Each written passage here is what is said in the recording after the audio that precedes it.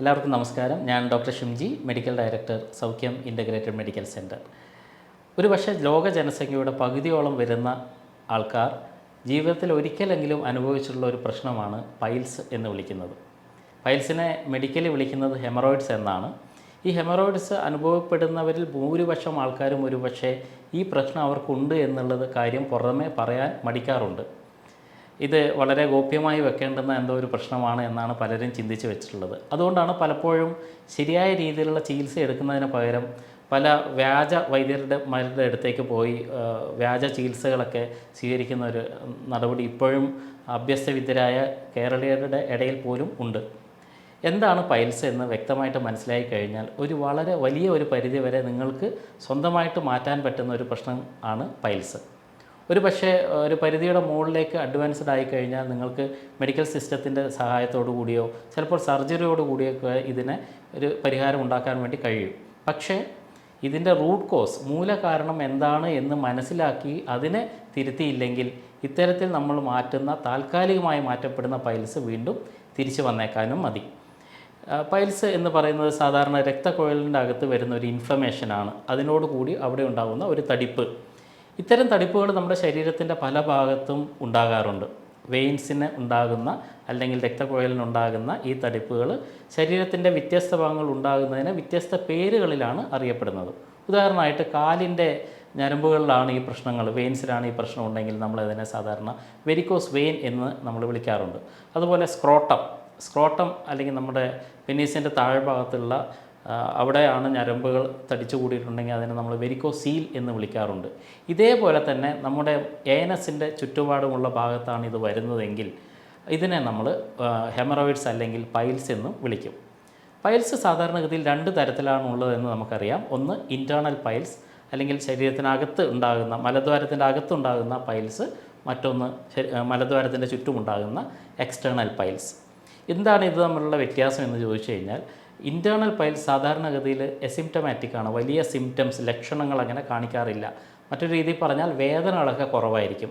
പക്ഷേ അവിടെയാണ് ബ്ലീഡിങ്ങിനുള്ള സാധ്യത, രക്തം പോകാനുള്ള സാധ്യത വളരെ കൂടുതലായിട്ട് കാണപ്പെടുക. അപ്പോൾ രക്തം പോകുന്നുണ്ടെങ്കിൽ അത് ഫ്രഷ് ബ്ലഡ് ആണെങ്കിൽ നിങ്ങൾക്ക് ഇൻറ്റേർണൽ പൈൽസ് ഉണ്ട്, ബ്ലീഡിങ് പൈൽസ് ആണ് എന്നുള്ള ഒരു നിഗമനത്തിലേക്ക് എത്തിച്ചേരാം. മറ്റൊന്ന് എക്സ്റ്റേണൽ പൈൽസ് ആണ്. എക്സ്റ്റേണൽ പൈൽസ് കുറച്ച് വേദനയൊക്കെ ഉണ്ടാക്കുന്നതാണ്, ചൊറിച്ചിലൊക്കെ ഉണ്ടാക്കും. പലപ്പോഴും സാധാരണഗതിയിൽ എക്സ്റ്റേണൽ പൈൽസ് അത്ര സാധാരണമായി ബ്ലീഡിങ് ഉണ്ടാക്കാറില്ല, എങ്കിലും അപൂർവമായിട്ട് ഇത് ബ്ലീഡിങ് ഉണ്ടാക്കാറും ഉണ്ട്. എന്താണ് ഇതിനകത്തുണ്ടാകുന്ന പ്രധാന ലക്ഷണം എന്ന് ചോദിച്ചാൽ, ഞാനിപ്പോൾ സൂചിപ്പിച്ചതുപോലെ തന്നെ ചിലവർക്ക് ബ്ലീഡിങ് ഉണ്ടാകാം, മലദ്വാരത്തിന് ചുറ്റുമുണ്ടാകുന്ന ഇച്ചിങ്, ചൊറിച്ചലുണ്ടാകാം, അതികഠിനമായ വേദന, എക്സ്ക്രൂഷിയേറ്റിംഗ് പെയിൻ എന്നാണ് പറയുക, അല്ലെങ്കിൽ അകത്തുനിന്ന് ഒരു ഞോണ്ടി വലിക്കുന്നത് പോലെയുള്ള തീവ്രമായിട്ടുള്ള വേദന ഉണ്ടാകാം. അതുപോലെ തന്നെ സ്വെല്ലിങ്, ഒരു തടിപ്പ് ഉണ്ടാകാം. ഈ തടിപ്പ് പലപ്പോഴും എക്സ്റ്റേണൽ പൈൽസിനുണ്ടാവുക ചിലർക്ക് ചെറിയ പയറുമണിയുടെ അത്ര വലുപ്പത്തിലുള്ള ഒരു ഇതായിരിക്കാം, ചിലവർക്ക് അതൊരു പുളിങ്കുരുവിൻ്റെ വലുപ്പത്തിലുള്ളതായിരിക്കാം. അവിടെ തൊട്ട് നോക്കുന്ന സമയത്ത് ഒരു സ്പോഞ്ചിൽ തൊടുന്ന പോലുള്ള ഒരു ഫീലിംഗ് ചിലർക്കൊക്കെ ഉണ്ടാകാറുണ്ട്. അപ്പോൾ ഇത്തരത്തിലുള്ള ഒരു കാര്യങ്ങളൊക്കെ ഉണ്ടാവുകയാണെങ്കിൽ നിങ്ങളൊരു ഒരു മെഡിക്കൽ എക്സ്പേർട്ടിൻ്റെ സഹായത്തോടു കൂടി അതെന്താണ് അസുഖം എന്ന് വ്യക്തമായിട്ട് ആദ്യം തിരിച്ചറിയുക. ഇനി ഇത്തരത്തിലുള്ള ഒരു പ്രശ്നം വന്നു കഴിഞ്ഞാൽ എന്തൊക്കെ നമുക്ക് വീട്ടിൽ നിന്ന് ചെയ്യാൻ വേണ്ടി കഴിയും? സർവ്വസാധാരണമായിട്ട് ചെയ്യുന്ന ചില കാര്യങ്ങളെക്കുറിച്ച് ആദ്യം ഞാൻ സംസാരിക്കാം. ഇതിൽ ഒന്ന്, ഇത്തരത്തിലുള്ള പൈൽസിനെ പുറമേ നിന്ന് ചെയ്യാൻ പറ്റുന്ന ചില കാര്യങ്ങളുണ്ട്. അതിൽ ഏറ്റവും പ്രധാനപ്പെട്ട ഒന്നാണ് ടീ ട്രീ ഓയിൽ എന്ന് നിങ്ങൾ കേട്ടിട്ടുണ്ടാവും. ടീ ട്രീ ഓയിൽ ഒരു 2-3 തുള്ളി എടുത്തിട്ട് അതിൽ 1 സ്പൂൺ ഒലിവ് ഓയിലുമായിട്ട് ചേർക്കുക. ഇത് നന്നായിട്ട് മിക്സ് ചെയ്ത് വെച്ചതിന് ശേഷം ഒരു കോട്ടൺ സ്വാബ് എടുത്ത് അല്ലെങ്കിൽ ഒരു കോട്ടൺ എടുത്തിട്ട് അതിൽ മുക്കി വെക്കുക. അല്പനേരം മുക്കി വെച്ചതിന് ശേഷം ഈ ലിക്വിഡ് കൊണ്ട് ഈ മലദ്വാരത്തിന് ചുറ്റും വളരെ അധികം ഫോഴ്സ് കൊടുക്കാതെ അതിന് ചുറ്റും മസാജ് ചെയ്തുകൊണ്ടേയിരിക്കുക. അങ്ങനെ ഒരു 2-3 മിനിറ്റ് വീതം ഒരു ദിവസം തന്നെ 3-4 തവണ ഇത്തരത്തിൽ മസാജ് ചെയ്യുന്നതും ആ ഭാഗത്തുണ്ടാകുന്ന ഇൻഫ്ലമേഷൻസും ഇറിറ്റേഷൻസ് കുറക്കാൻ വേണ്ടി സഹായിക്കും. അവിടെ ഉണ്ടാകുന്ന ചൊറിച്ചിലായാലും വേദനയായാലും അല്പം കുറക്കാൻ വേണ്ടി ഇത്തരത്തിൽ ചെയ്യുന്നത് മൂലം സാധിക്കും. മറ്റൊന്ന് വെളിച്ചെണ്ണയുടെ ഉപയോഗമാണ്. സാധാരണഗതിയിൽ വെളിച്ചെണ്ണ വെച്ചിട്ട് ചെറിയ രീതിയിൽ മസാജ് ചെയ്യുന്നതും അവിടെ ഉണ്ടാകുന്ന ബാക്ടീരിയൽ ഇൻഫെക്ഷൻ സാധ്യതകൾ കുറക്കാൻ വേണ്ടി സഹായിക്കും. അതുപോലെ തന്നെ അവിടെ ഉണ്ടാകുന്ന വിണ്ട് കീറാനുള്ള സാധ്യതയോ അതുപോലെയുള്ള പ്രശ്നങ്ങളൊക്കെ കുറക്കാൻ വേണ്ടി ഇത് സഹായിക്കുന്നതാണ്. സാധാരണമായിട്ട് ഉപയോഗിക്കുന്ന മറ്റൊരു പ്രധാന കാര്യമാണ് സിറ്റ്സ് ബാത്ത് എന്ന് നിങ്ങൾ കേട്ടിട്ടുണ്ടാവാം. സ്വിറ്റ്സ് ബാത്ത് എന്ന് പറയുന്നത് നമ്മുടെ നാഭി തൊട്ട് തുടയുടെ പകുതി വരെയുള്ള ഭാഗം വെള്ളത്തിൽ വരുന്ന വിധത്തിൽ വെള്ളത്തിലിരിക്കുക. അത് ലൂക്ക് വാം വാട്ടറാണ്. ഇളം ചൂട് വെള്ളത്തിൽ ഉപ്പിട്ടിട്ടാണ് നമ്മൾ ഇരിക്കേണ്ടത്. ഇങ്ങനെ 20 മിനിറ്റ് ഇരിക്കുന്നതും ഇത്തരത്തിലുള്ള പൈൽസിനുള്ള നല്ല ഒരു പരിഹാരമായിട്ട്, അല്ലെങ്കിൽ അതിൻ്റെ ലക്ഷണങ്ങൾ കുറക്കാനുള്ള ഒരു കാര്യമായിട്ട് നമ്മൾ ചെയ്യാറുണ്ട്. മറ്റൊരു കാര്യം എന്ന് പറയുന്നത് അലോവേറ ജെല്ലിൻ്റെ ഉപയോഗമാണ്. അലോവേറ ജെൽ എപ്പോഴും നല്ലൊരു കൂളിംഗ്, സൂതനിങ് എഫക്റ്റുള്ള ഒരു കാര്യമാണ്. അവിടെയുള്ള ഇറിറ്റേഷൻസ് കുറക്കാൻ വേണ്ടി ഒരു വലിയ പരിധി വരെ അലോവേറ ജെല്ല് നിങ്ങൾ എടുത്തിട്ട് വളരെ കൃത്യമായിട്ട് അവിടെ ഉപയോഗിക്കുന്നതും അതിന് ചുറ്റുമായിട്ട് പരട്ടുന്നതൊക്കെ സഹായിക്കും. പക്ഷേ ഇത്തരത്തിൽ വെളിച്ചെണ്ണ ആയാലും അലോവേറ ജെല്ലായാലും ഞാൻ ആദ്യം സൂചിപ്പിച്ച ടീ ട്രീ ഓയിലൊക്കെ ആയാലും ഡയറക്റ്റായിട്ട് നിങ്ങൾ മലദ്വാരത്തിന് അപ്ലൈ ചെയ്യുന്നതിന് മുമ്പായിട്ട് നിങ്ങളുടെ കൈത്തണ്ടയിൽ ഒരു 10 മിനിറ്റ് അത് വെച്ച് ഒന്ന് ടെസ്റ്റ് ചെയ്യുക. ഏതാനും മണിക്കൂറുകളൊന്ന് വെയിറ്റ് ചെയ്യുക. അതുകൊണ്ട് നിങ്ങൾക്ക് വല്ല റിയാക്ഷൻസും വരുന്നുണ്ടോ എന്ന് ഉറപ്പ് വരുത്തുക. റിയാക്ഷൻസ് ഇല്ലെങ്കിൽ മാത്രമേ ഇത് ഉപയോഗിക്കാൻ പാടുള്ളൂ. ചിലർക്കെങ്കിലും ഇത്തരത്തിലുള്ള കാര്യങ്ങൾ കൊണ്ടുള്ള അലർജികൾ ഉണ്ടാകാറുണ്ട്. അപ്പോൾ ഈ കാര്യങ്ങൾ കൂടി നിങ്ങളുടെ ശ്രദ്ധയിലേക്ക് പെടുത്തുക. ഇനി വ്യാപകമായിട്ട് നമ്മൾ ഗൂഗിളിലൊക്കെ സെർച്ച് ചെയ്യുന്ന ആൾക്കാരാണ് നമ്മളെല്ലാവരും. ഇത്തരത്തിലൊന്ന് സെർച്ച് ചെയ്താൽ എന്താണ് പൈൽസിനുള്ള അല്ലെങ്കിൽ ഹെമറോയിഡ്സിനുള്ള ഏറ്റവും നല്ല ഒരു റെമഡി എന്ന് ചോദിച്ചു കഴിഞ്ഞാൽ, ഹെർബൽ റെമഡി എന്ന് ചോദിച്ചു കഴിഞ്ഞാൽ അതിന് ഉത്തരമായിട്ട് നിങ്ങൾക്ക് കിട്ടാൻ പോകുന്നത് കോളിൻസോണിയ റൂട്ട് എന്ന് പറയുന്ന ഒരു ചെടിയാണ്. അത് ഈ കോളിൻസോണിയ റൂട്ട് എന്ന് പറയുന്നത് നമ്മളെ മിൻറ്റ് വിഭാഗത്തിൽപ്പെടുന്ന ഒരു തരം ചെടിയാണ്. ഇത് സാധാരണഗതിയിൽ നോർത്ത് അമേരിക്കയിലാണുള്ളത്. ഇതിൻ്റെ മലയാളം പേര് എന്നോട് ചോദിക്കരുത്, ഞാൻ അന്വേഷിച്ചിട്ട് കിട്ടിയിട്ടില്ല.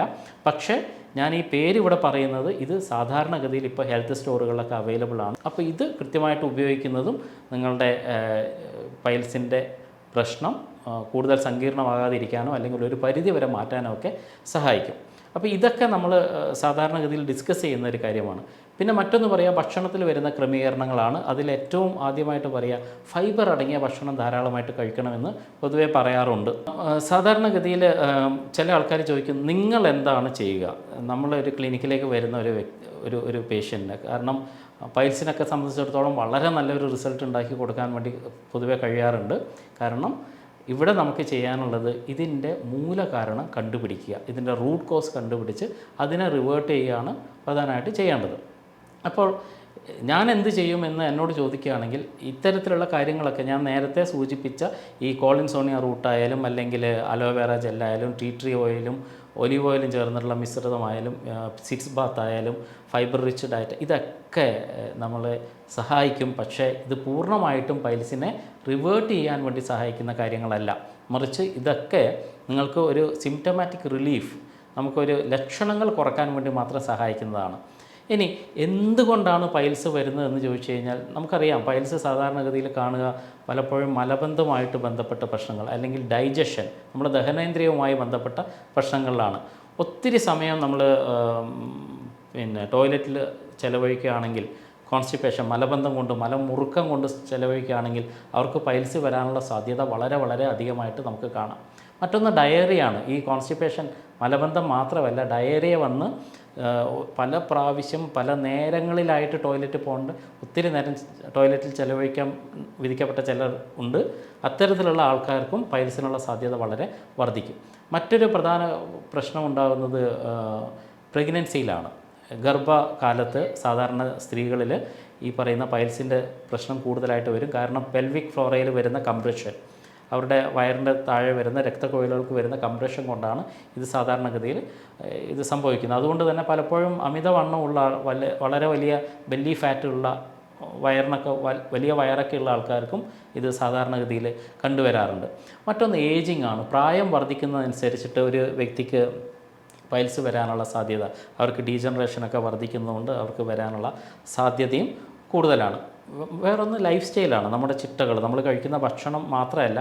ഇപ്പോഴത്തെ ഒരു ട്രെൻഡ് എന്താ, നമ്മളൊക്കെ സാധാരണഗതിയിൽ പലരും കണ്ടിട്ടുണ്ട്, ടോയ്ലറ്റിൽ പോകുമ്പോഴാണ് അവർക്ക് ഏറ്റവും കൂടുതൽ മൊബൈലൊക്കെ നോക്കാനുള്ള, പലപ്പോഴും വളരെ തിരക്ക് പിടിച്ച ജീവിതമൊക്കെയുള്ള ആൾക്കാർ പലപ്പോഴും അവരുടെ വാട്സപ്പ് നോക്കുന്നതോ അല്ലെങ്കിൽ യൂട്യൂബ് നോക്കുക, അങ്ങനെയുള്ള പല കാര്യങ്ങളും ചിലപ്പോൾ ടോയ്ലറ്റിൽ വെച്ചിട്ടാണ് ചെയ്യാറുള്ളത്. അപ്പോൾ ഇത് കണ്ട് ഒരുപാട് സമയം, മണിക്കൂറുകളോളം ടോയ്ലറ്റിൽ ചിലവഴിക്കുന്ന ആൾക്കാരുണ്ട്. അപ്പോൾ ഇത്തരത്തിലുള്ള ആൾക്കാർക്കൊക്കെ, അതൊക്കെ ജീവിതശൈലിയുടെ ഭാഗമായിട്ട് ഇപ്പോൾ വരുന്ന പ്രശ്നങ്ങളാണ്. ഇത്തരത്തിലുള്ള ആൾക്കാർക്കൊക്കെ ഈ പൈൽസിൻ്റെ സാധ്യത വളരെ വളരെ വളരെ അധികമാണ്. പക്ഷേ ഇതൊക്കെ ആണെങ്കിലും ഏറ്റവും ഒന്നാം നമ്പർ കൾപ്രിറ്റ് ആരാണെന്ന് ചോദിച്ചു കഴിഞ്ഞാൽ, ആരാണ് ഏറ്റവും വലിയ പൈൽസിനുള്ള കുറ്റവാളി എന്ന് ചോദിച്ചാൽ ഒറ്റ വാക്കിൽ നമുക്ക് പറയാൻ പറ്റുന്നത് മലബന്ധമാണ് ഏറ്റവും വലിയ പ്രശ്നം. ഞാൻ നേരത്തെ സൂചിപ്പിച്ച പല പ്രശ്നങ്ങളുണ്ട്. ഈ പ്രശ്നങ്ങളുടെ എല്ലാം റൂട്ട് കോസ്, മൂലകാരണമായിട്ട് നമുക്ക് പറയാൻ പറ്റുന്നത് മലബന്ധം തന്നെയാണ്. അപ്പോൾ മലബന്ധം റിലീവ് ആകുന്ന സമയത്ത് മാത്രമേ നിങ്ങൾക്ക് ശാശ്വതമായിട്ട് ഈ പൈൽസിനെ അല്ലെങ്കിൽ ഹെമറോയിഡ്സിനെ മാറ്റാൻ വേണ്ടി കഴിയുകയുള്ളൂ. എന്താണ് ഇതിൻ്റെ സയൻസ്? എപ്പോഴും നമ്മുടെ വയറിനകത്തുള്ള നമ്മളെ സംരക്ഷിക്കുന്ന കോടാനുകൂടി വരുന്ന ബാക്ടീരിയകളുണ്ട്, പ്രോബയോട്ടിക്കുകൾ. ഈ പ്രോബയോട്ടിക്കുകളുടെ എണ്ണത്തിൽ വരുന്ന കുറവ് അല്ലെങ്കിൽ ഡിസ്ബയോസിസ്, അവ വേണ്ടാത്ത സ്ഥലങ്ങളിൽ അധികമായിട്ടുണ്ടാകുന്ന സമയത്തൊക്കെയാണ് പലപ്പോഴും നമുക്ക് ദഹന സംബന്ധമായ പ്രശ്നങ്ങൾ ഉണ്ടാകാറുള്ളത്. കോൺസ്റ്റിപ്പേഷൻ ആയാലും ഡയറിയ ആയാലും. സാധാരണഗതിയിൽ ഒരു മനുഷ്യൻ ഭക്ഷണം ആഹരിച്ചു കഴിഞ്ഞാൽ നോർമലി 36 മണിക്കൂറിന് ശേഷമാണ് ഇതിൻ്റെ ദഹന സംബന്ധമായ പ്രശ്നങ്ങളൊക്കെ കഴിഞ്ഞ് ബാക്കിയുള്ള വിസർജനം നടക്കുക. അപ്പോൾ ഈ 36 മണിക്കൂറിനോ പകരം ചിലർക്കൊക്കെ അത് ഒരു 20 മണിക്കൂറിനോ 15 മണിക്കൂറിനൊക്കെ ഇത് പോകും. അങ്ങനെ പോകുമ്പോഴാണ് പലപ്പോഴും അത് ഡയറി ആയിട്ട് നമ്മൾ പരിഗണിക്കാറുള്ളത്. അപ്പോൾ ദഹനം പൂർത്തീകരിക്കാതെ ഇൻഡൈജസ്റ്റഡ് ആയിട്ടുള്ള പാർട്ടിക്കിൾസൊക്കെ പുറത്തേക്ക് പോകുന്ന അവസ്ഥയിലാണ് ഡയറി ഉണ്ടാവുക. മറ്റ് ചിലർക്ക് 36 മണിക്കൂറിന് പകരം 70 മണിക്കൂർ അല്ലെങ്കിൽ 100 മണിക്കൂറൊക്കെ എടുത്തിട്ടാണ് അവർക്ക് മലം പുറത്തേക്ക് പോകുന്നത്. ഇത്തരത്തിലുള്ള ആൾക്കാർക്കാണ് നമ്മൾ കോൺസ്റ്റിപ്പേഷൻ എന്ന് പറയുന്നത്. അപ്പോൾ ഇതിനെ കൃത്യമായ രീതിയിൽ നമ്മളെ നിയന്ത്രിക്കുന്നത് നമ്മുടെ വയറിനകത്തുള്ള ബാക്ടീരിയകളാണ്. അതുകൊണ്ടാണ് പലപ്പോഴും ആൻറ്റിബയോട്ടിക്സുകളൊക്കെ കഴിച്ചു കഴിഞ്ഞാൽ ചിലർക്കൊക്കെ മലബന്ധം ഉണ്ടാകുന്നത്. നല്ല ബാക്ടീരിയ, അപ്പോൾ അവിടെ പാത്തോളജിക്കൽ ബാക്ടീരിയ, മോശമായ ബാക്ടീരിയകൾ മരിക്കുന്ന കൂട്ടത്തിൽ നമ്മുടെ നല്ല ബാക്ടീരിയകൾ നഷ്ടപ്പെടും. അത്തരത്തിൽ നഷ്ടപ്പെടുന്നത് കൊണ്ട് പലപ്പോഴും അത് കോൺസ്റ്റിപ്പേഷനിലേക്ക് നയിക്കാം. അപ്പോൾ നമ്മൾ എന്താണ് ഇതിൻ്റെ ശാശ്വത പരിഹാരത്തിന് ചെയ്യേണ്ടതെന്ന് ചോദിച്ചു കഴിഞ്ഞാൽ, നല്ല ബാക്ടീരിയ അവിടത്തേക്ക് കൃത്യമായ രീതിയിൽ എത്തിച്ചു കൊടുക്കുക. നല്ല ബാക്ടീരിയകൾ എത്തിച്ചു കൊടുത്താൽ മാത്രം മതിയോ എന്ന് ചോദിക്കുമ്പോൾ ചിലർ പറയും, അല്ല ഫൈബർ അല്ലേ കൊടുക്കേണ്ടത്, ഫൈബർ കൊടുത്തു കഴിഞ്ഞാൽ മലം ശരിയായ ഫോമിൽ പുറത്തേക്ക് പോകുമല്ലോ. അതല്ല, അത് തെറ്റായൊരു ധാരണയാണ്. പലപ്പോഴും എല്ലാ ഫൈബറുകളും നമ്മുടെ ഈ പ്രശ്നം സോൾവ് ചെയ്യാൻ വേണ്ടി സഹായിക്കില്ല. ഫൈബർ 2 തരത്തിലാണുള്ളത്. ഒന്ന് സോളിബിൾ ഫൈബറും മറ്റൊന്ന് ഇൻസോളിബിൾ ഫൈബറും. സോളിബിൾ എന്ന് പറഞ്ഞാൽ അത് നമ്മുടെ ലയിക്കുന്ന ഇതും, ഇൻസോളിബിൾ എന്ന് പറഞ്ഞാൽ ലയിക്കാത്തതും. അപ്പോൾ ഇത്തരത്തിൽ ഇൻസോളിബിൾ ആയിട്ടുള്ള ഫൈബറാണ് സാധാരണ ഗ്രെയിൻസിൽ നിന്ന് കിട്ടുക. അപ്പോൾ പലരും പറയാറുണ്ട് തവിടടങ്ങിയ ഭക്ഷണം കഴിക്കുക, തവിടടങ്ങിയ ഭക്ഷണം കഴിച്ചു കഴിഞ്ഞാൽ നല്ലതാണ്. പക്ഷേ മലബന്ധത്തെ സംബന്ധിച്ചിടത്തോളം അത്ര നല്ലതായിട്ടൊന്നും നമുക്ക് പറയാൻ വേണ്ടി കഴിയില്ല. കാരണം ഇപ്പോൾ തവിടിലൊക്കെ അടങ്ങിയ ഇത് ഇൻസോളിബിൾ ആയിട്ടുള്ള ഫൈബറാണ്. അപ്പോൾ ഇൻസോളിബിൾ ഫൈബറിന് എന്താണ് കുഴപ്പം? ഈ ഫൈബർ നമ്മൾ കരുതുന്നത് പോലെ അകത്തെത്തി മലത്തിനൊരു ഷേപ്പ് കൊടുത്തിട്ട് പുറത്തേക്ക് തള്ളിക്കൊണ്ടുപോകുന്ന സാധനമല്ല. മറിച്ച് ഈ ഫൈബർ അകത്തെത്തി അത് ദഹിച്ച് അതിനെ ബാക്ടീരിയ ഭക്ഷിച്ച് ആ ബാക്ടീരിയകൾക്ക് കൂടുതൽ ലോഞ്ചിവിറ്റിയും കൂടുതൽ ആരോഗ്യവും ഉണ്ടാകുന്ന സമയത്താണ് കൃത്യമായ രീതിയിൽ ആ ബാക്ടീരിയകൾക്ക് പ്രവർത്തിക്കാൻ വേണ്ടി കഴിയുന്നത്. അപ്പോൾ ബാക്ടീരിയകളുടെ ജീവിതം കൂടുതൽ നന്നാക്കാൻ വേണ്ടിയിട്ട് കൊടുക്കുന്ന ഭക്ഷണമാണ് പ്രീബയോട്ടിക്കുകൾ. അതിൽപ്പെട്ട ഒന്നാമത്തെ കാര്യമാണ് നമ്മുടെ ഈ ഫൈബർ അല്ലെങ്കിൽ സോളിബിൾ ഫൈബർ. എന്താണ് സോളിബിൾ ഫൈബർ എന്ന് ചോദിച്ചു കഴിഞ്ഞാൽ സാധാരണഗതിയിൽ നമുക്ക് പറയാൻ പറ്റും, നമ്മൾ എടുത്തു കഴിഞ്ഞാൽ വഴുവഴുപ്പ് ഉണ്ടാകുന്ന കാര്യങ്ങളെല്ലാം സോളിബിൾ ഫൈബറാണ്. അത് പലപ്പോഴും നമ്മുടെ വെണ്ട ഒക്കെ മുറിച്ച് വെള്ളത്തിലിട്ട് സൂക്ഷിച്ച് രാവിലെ കഴിക്കുമ്പോൾ നമ്മുടെ ശരീരത്തിനകത്ത് ബാക്ടീരിയയുടെ എണ്ണം വർദ്ധിക്കുന്നത് എന്തുകൊണ്ടാണെന്ന് ചോദിച്ചു കഴിഞ്ഞാൽ അത് നല്ലൊരു പ്രീ ഫൈബർ ആയതുകൊണ്ടാണ്, സോളിബിൾ ആയിട്ടുള്ള പ്രീ ഫൈബർ. അതുപോലെ തന്നെ നമുക്ക് മറ്റൊരു കാര്യമാണ് നമ്മുടെ വാഴച്ചുണ്ട് എന്ന് വിളിക്കുന്ന വാഴയുടെ വാഴക്കൂമ്പ് കൊണ്ട് തോരനുണ്ടാക്കി കഴിക്കുന്നതൊക്കെ നല്ല ഫൈബർ ശരീരത്തിലേക്ക് കൊടുക്കാനും അതുവഴി നമ്മുടെ ബാക്ടീരിയകളുടെ ലോഞ്ചിവിറ്റി വർദ്ധിപ്പിക്കാനും സഹായിക്കും. അതുകൊണ്ടാണ് പലപ്പോഴും ചില വെജിറ്റബിൾസൊക്കെ കഴിക്കുന്ന സമയത്തൊക്കെ നന്നായിട്ട് വയറ്റുന്ന പോകാനൊക്കെ സഹായിക്കുന്നത്. അപ്പോൾ പ്രീബയോട്ടിക്കുകൾ അല്ലെങ്കിൽ ഫൈബേഴ്സ് ശരീരത്തിന് ഏറ്റവും കൂടുതൽ കൃത്യമായ അളവിൽ കൊടുത്താൽ മാത്രമേ ബാക്ടീരിയ നന്നായിട്ട് വർക്ക് ചെയ്യൂ. അങ്ങനെയുണ്ടെങ്കിൽ മാത്രമേ ശരിയായ ബോളസ് ഫോർമേഷൻ ഉണ്ടാവൂ. അങ്ങനെ മാത്രമേ നമുക്ക് ശാശ്വതമായിട്ട് പൈൽസിനെ മാറ്റാൻ വേണ്ടി കഴിയൂ. മറ്റു ചിലർ പറയാറുണ്ട് താറാവ് മുട്ടയൊക്കെ കഴിച്ചു കഴിഞ്ഞാൽ പൈൽസിന് വളരെ നല്ലതാണ്. ശരിയാണ്, താറാവ് മുട്ട പലർക്കും പൈൽസിന് നല്ല റിസൾട്ട് കൊടുക്കുന്നതായിട്ട് കണ്ടിട്ടുണ്ട്. ഉദാഹരണമായിട്ട് നിങ്ങൾ രാവിലെ ഉപ്പ് വെള്ളത്തിലിട്ടിട്ട് താറാവ് മുട്ട പുഴുങ്ങുക. ആ പുഴുങ്ങിയ മുട്ട 8 മണിക്കൂറിന് ശേഷം നിങ്ങൾ കഴിക്കുകയാണെങ്കിൽ അത് നല്ല പൈൽസിനുള്ള ഒരു റെമഡി ആയിട്ട് പരിഗണിക്കാറുണ്ട്. എന്താണ് ഇവിടെ സംഭവിക്കുന്നത് ചോദിച്ചു കഴിഞ്ഞാൽ, നിങ്ങൾ കഴിക്കുന്ന താറാവ് മുട്ടയിലുള്ള ഫാറ്റ്, ഈ ഫാറ്റ് താറാവ് മുട്ട മാത്രമല്ല മുഴുവനായിട്ടുള്ള നല്ല ഫാറ്റുകളെല്ലാം നമ്മുടെ പൈൽസ് റിലീവ് ചെയ്യും. കാരണം അത് മലബന്ധം ഇല്ലാണ്ടാക്കും. എന്തുകൊണ്ടാണ് ഇല്ലാതാക്കുന്നത്? ഈ കൊഴുപ്പകത്ത് കയറുമ്പോഴാണ് നമ്മുടെ ശരീരത്തിനകത്തുള്ള ബൈലിൻ്റെ സെക്രീഷൻ വർദ്ധിക്കും. നമ്മുടെ ലിവറിനകത്തുള്ള ബൈല് കൂടുതലായിട്ടുണ്ടാവും. ബൈല് നന്നായിട്ടുണ്ടാകുമ്പോൾ മാത്രമാണ് നന്നായിട്ട് മലശോധന ഉണ്ടാവുക, മലത്തിൻ്റെ ഫോർമേഷൻ ഉണ്ടാവുക. അതുകൊണ്ട് ഫാറ്റ് കഴിക്കുന്നവർക്ക് നന്നായിട്ട് മലശോധന ഉണ്ടാകാനുള്ള സാധ്യത വർദ്ധിക്കും. അപ്പോൾ ആ ഒരു കണക്ഷൻ വെച്ചിട്ടാണ് നമുക്ക് ഈ താറാവ് മുട്ടയൊക്കെ നല്ലതാണെന്നൊക്കെ പറയാൻ വേണ്ടി കഴിയുക. ചിലർ ചോദിക്കും, അങ്ങനെയാണെങ്കിൽ കോഴിമുട്ട കഴിച്ചുകൂടെ? കോഴിമുട്ടേൻ്റെ പ്രശ്നം എന്ന് വെച്ചാൽ അതിനകത്ത് ഇത്രയും ഫാറ്റില്ല. രണ്ടാമത് അതിനകത്ത് ഈ പൊതുവായിട്ട് പറയുകയാണെങ്കിൽ ഇത്തരത്തിലുള്ള സാധനത്തിനൊന്നും ഫൈബർ ഇല്ല, നാരുകളില്ല. അതുകൊണ്ട് തന്നെ മലബന്ധം അതുകൊണ്ടാണ് ചിലർക്ക് വർദ്ധിച്ചു വരുന്നത് ചില മുട്ടകൾ കഴിക്കുന്ന സമയത്ത്. ഇപ്പോൾ ഇനി ഹോം റെമഡി ആയിട്ട് എങ്ങനെ വീട്ടിലത് ഉണ്ടാക്കാമെന്ന് ചോദിച്ചു കഴിഞ്ഞാൽ വളരെ എളുപ്പം നിങ്ങൾക്ക് ഉണ്ടാക്കാൻ കഴിയും. ചെയ്യേണ്ടത് ഇത്ര മാത്രമാണ്.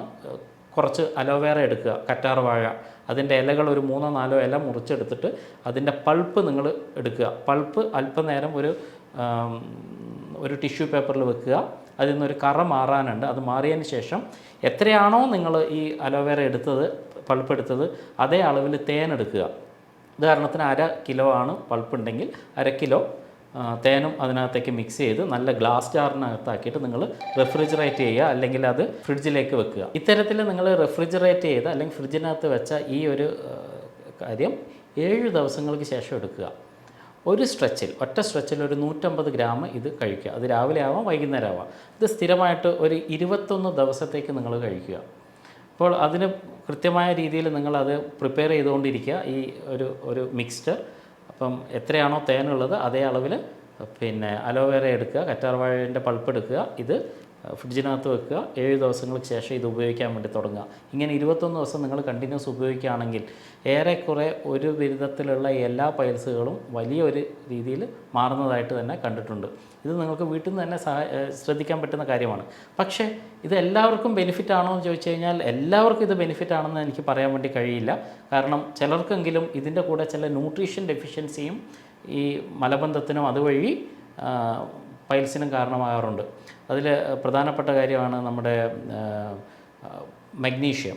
ചിലപ്പോൾ മഗ്നീഷ്യം കുറഞ്ഞു കഴിഞ്ഞാൽ പെരിസ്റ്റാൾട്ടിക് മൂവ്മെൻറ്റ് അല്ലെങ്കിൽ തരംഗ രൂപത്തിൽ ഉണ്ടാകുന്ന നിങ്ങളുടെ കുടലിൻ്റെ ചലനങ്ങൾ ഇല്ലാതാകാം.